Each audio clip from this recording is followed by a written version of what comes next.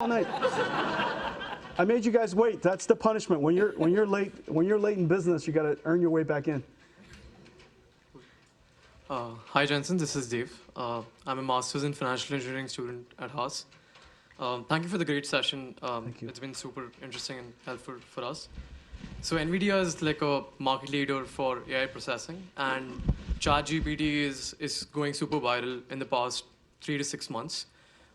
There's a lot of speculation in the market to what it could potentially be for the semiconductor industry in general, but would love to be hearing what's your take on like NVIDIA's long-term sustainability, and what do you think about ChatGPT as a technology? Yeah, again, there's a lot of different questions in there, but I'll tear it apart. Sorry, yeah. First of all, ChatGPT is a very, very big deal. Just think about it. In just a few days, right, handful of days, it has now reached tens of millions of people. It's not, I think it's more than 5. It's probably less than 30.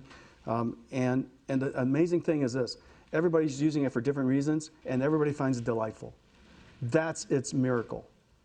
When was the last time that we saw a piece of technology that is so versatile that it can solve problems and surprise people in so many ways so often? It can write poem, of course. It can write, it can. Well, you guys shouldn't use it yet, not unless you get permission. It could fill out a spreadsheet. It could do a SQL query. It could write a SQL query and does do a SQL query.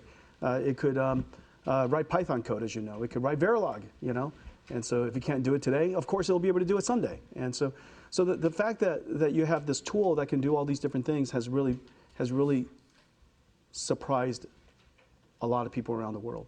Now, for a lot of people in the industry that have been working on this, we've been waiting for this moment. This is the iPhone moment, if you will, of artificial intelligence. This is the time when all of the big ideas about mobile computing and all that, it all came together in a product that everybody just kind of, I see it. I see it. I can now use this as an API, and I connect it to a spreadsheet. I connect it to PowerPoint. I connect it to a drawing program. I connect it to a photo editing program. It'll make everything better. It'll make everything better. And so we now know that this is going to be a monumental impact on technology. And now the question is how quickly would the technology diffuse? And I think that the last 60 days kind of tells us something. The rate of technology diffusion could be quite high. For example, since ChatGPT came out, probably some 500 startups have already happened. And not only that, in about 2 weeks' time, they created applications that are really delightful and useful. In a couple of weeks' time. This is no different than when browsers were created and somebody, boom, overnight created, wrote JavaScript, and bam, you've got a website that's really quite surprising. Or when the iPhone came out and all of a sudden somebody wrote something, took about a couple of weekends, and bam, they have a piece of software they can download from the App Store. And before you know it, it's something like Spotify. It's pretty amazing, right? And so these kind of, this is going to happen now. I think that's a foregone conclusion. The thing that's really exciting to me is that this basic technology can now be applied to a whole bunch of other industries that have never enjoyed the benefit of technology. Think about this idea. For the last 40 years, for the entire 40 years that I've been in the industry, we have done nothing but make computers harder and harder for people to program. And that's why the technology divide has been so large. And the technology divide is getting larger and larger, except till one day, all of a sudden, everybody can program a computer.